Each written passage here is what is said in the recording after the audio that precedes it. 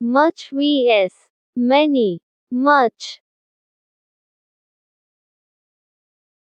much का उपयोग अमूर्त संज्ञाओं के साथ होता है, जिन्हें आप व्यक्तिगत रूप से नहीं गिन सकते, जैसे पानी, समय या पैसा, और सामान्यतः किसी चीज की बड़ी मात्रा को संदर्भित करता है।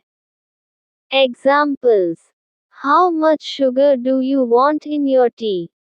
आपकी चाय में आपको कितना चीनी चाहिए? I don't have much time left. मेरे पास बहुत समय नहीं बचा है। She has much experience in this field. उसके पास इस क्षेत्र में बहुत अनुभव है। There isn't much water in the bottle. बोतल में बहुत पानी नहीं है। We don't have much information about the event. हमें इवेंट के बारे में ज़्यादा जानकारी नहीं है। Many का उपयोग गिनने योग्य संज्ञाओं के साथ होता है, जिन्हें आप व्यक्तिगत रूप से गिन सकते हैं, जैसे किताबें, गाड़ियाँ या लोग, और बहुत सारी वस्तुओं की संख्या को संदर्भित करता है। Examples: How many books do you have? आपके पास कितनी किताबें हैं? There are many students in the classroom. कक्षा में बहुत सारे छात्र हैं। She has visited many countries. उसने कई देशों की यात्रा की है। We need many volunteers for this project. हमें इस परियोजना के लिए बहुत सारे स्वयंसेवकों की आवश्यकता है।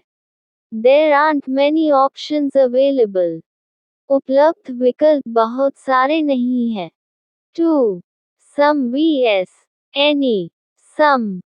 सम का उपयोग सकारात्मक वाक्यों में किया जाता है, जो किसी चीज की अनिर्दिष्ट मात्रा या संख्या को संदर्भित करता है। इसका उपयोग प्रस्तावों और अनुरोधों में भी होता है। Examples: I have some friends coming over. मेरे कुछ दोस्त आने वाले हैं। Would you like some coffee? क्या आप कुछ कॉफी लेंगे? She bought some apples from the market. उसने बाजार से कुछ सेब खरीदे। Can you give me some advice? क्या आप मुझे कुछ सलाह दे सकते हैं? There is some milk in the fridge. Fridge में थोड़ा दूध है।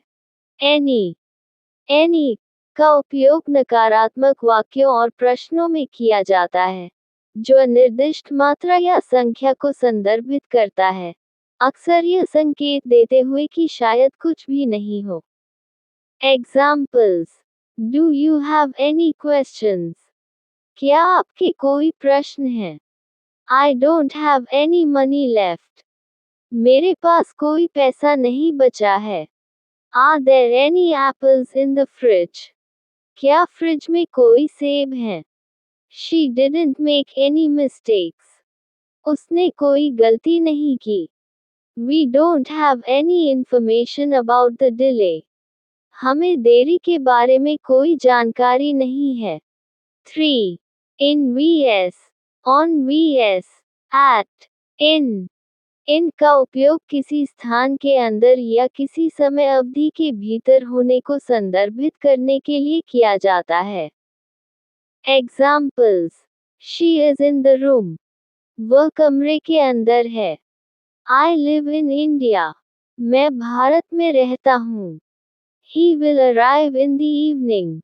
वह शाम को आएगा। The book is in the bag. किताब बैग में है। We are in July. हम जुलाई में हैं। On का उपयोग किसी चीज की सतह पर होने या किसी विशेष दिन को संदर्भित करने के लिए किया जाता है। Examples: The cat is on the table. बिल्ली मेज पर है। I will meet you on Monday. मैं आपसे सोमवार को मिलूंगा। She put the vase on the shelf. उसने फूलदान को शेल्फ पर रखा। The picture is hanging on the wall. चित्र दीवार पर लटका हुआ है। We have a meeting on Friday. हमारी बैठक शुक्रवार को है। At का उपयोग किसी विशिष्ट बिंदु या स्थान या समय को संदर्भित करने के लिए किया जाता है। Examples: I am at the bus stop. मैं बस स्टॉप पर हूँ। The party starts at 7 p.m. Party शाम 7 बजे शुरू होती है। She is good at playing the piano. वह पियानो बजाने में अच्छी है। We will meet at the park.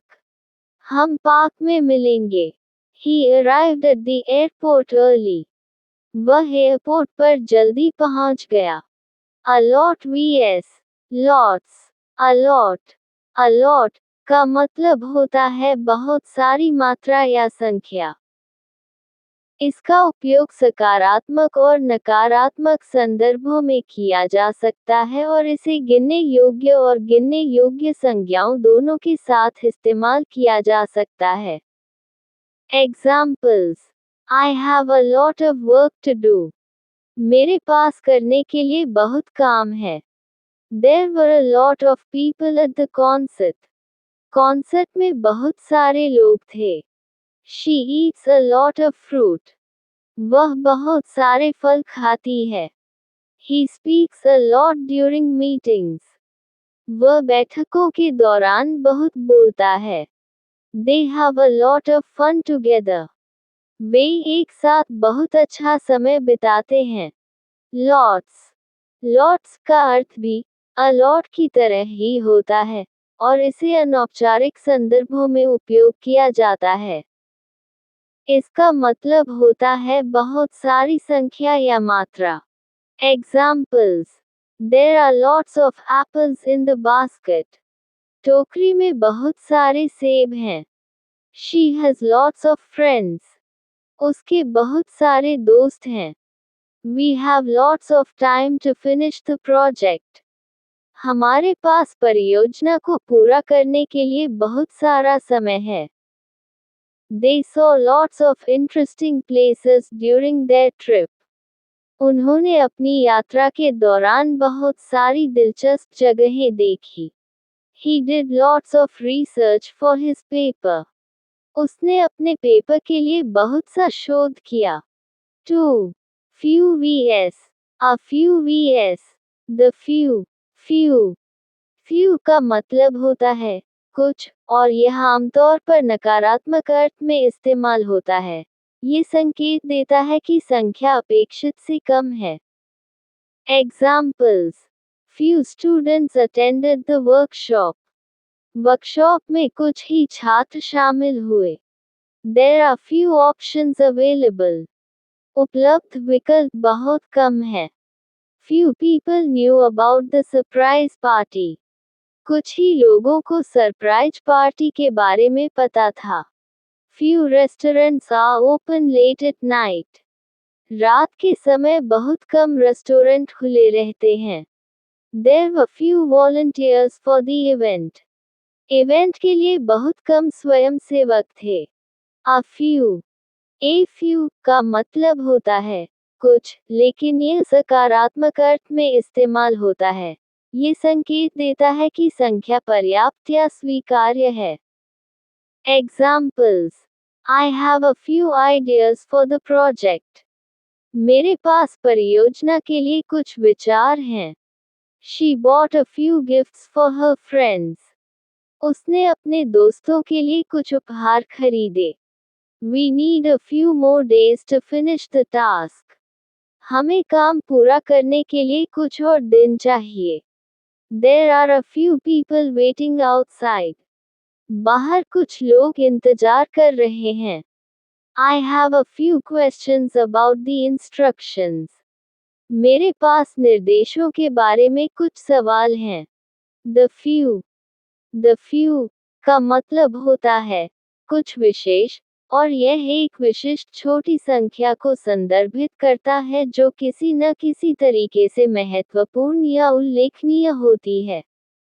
Examples: The few who were chosen for the team were very excited. जो कुछ लोग टीम के लिए चुने गए थे, वे बहुत उत्साहित थे।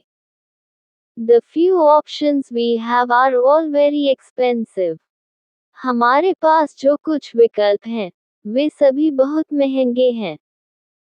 Among the few who supported the idea, only a few spoke out. जो कुछ लोग विचार का समर्थन करते थे, उनमें से केवल कुछ ने ही आवाज उठाई. The few people who knew the truth kept it a secret. जो कुछ लोग सच जानते थे, उन्होंने इसे गुप्त रखा. The few changes made were very effective. जो कुछ बदलाव किए गए, वे बहुत प्रभावी थे. 3. Hard vs. Difficult. Hard. Hard का मतलब होता है कुछ ऐसा जो बहुत प्रयास या शारीरिक ताकत की आवश्यकता हो. इसका मतलब ठोस या आसानी से मुड़ा नहीं जा सकने वाली चीज से भी होता है. Examples. This material is hard and cannot be easily shaped. ये सामग्री ठोस है और इसे आसानी से आकार नहीं दिया जा सकता. He worked hard to complete the project. उसने परियोजना को पूरा करने के लिए कठिन परिश्रम किया. It was hard to lift the heavy box. भारी बॉक्स को उठाना कठिन था. She studied hard for her exams. उसने अपनी परीक्षाओं के लिए मेहनत से पढ़ाई की. The ground was too hard to dig. जमीन इतनी ठोस थी कि खुदाई नहीं हो सकती थी. Difficult. Difficult का मतलब होता है कुछ ऐसा जो पूरा करने या समझने में चुनौतीपूर्ण हो, अक्सर जटिल समस्याओं या बाधाओं के साथ. Examples. The math problem was very difficult. गणित की समस्या बहुत कठिन थी. Learning a new language can be difficult. नई भाषा सीखना कठिन हो सकता है. The instructions were too difficult to follow. निर्देशों का पालन करना बहुत कठिन था. It was difficult to convince him to change his mind. उसे अपने विचार बदलने के लिए मनाना कठिन था. The climb was difficult but rewarding. चढ़ाई कठिन थी लेकिन पुरस्कृत थी.